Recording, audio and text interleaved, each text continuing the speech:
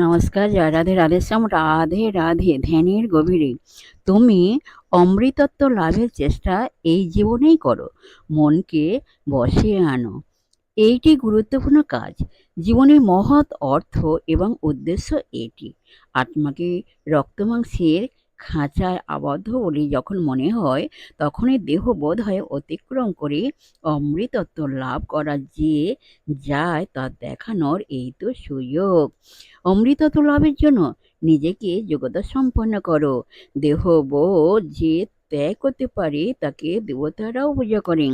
মৃত্যু তো একটি শারীরিক ঘটনা মাত্র। মনের পরমায়ু দীর্ঘ, আর আত্মার পরমায়ু এত দীর্ঘ যে তা মাপা যায় না। তাহলেই বোঝো, সচ্চিন্তা সহায়ে তোমার আধ্যাত্মিক ক্রমবিকাশকে ত্বরান্বিত করা কত প্রয়োজন। জয় রাধে রাধেশ্যাম, রাধে রাধে। জয় বৃন্দাবন বিহারী।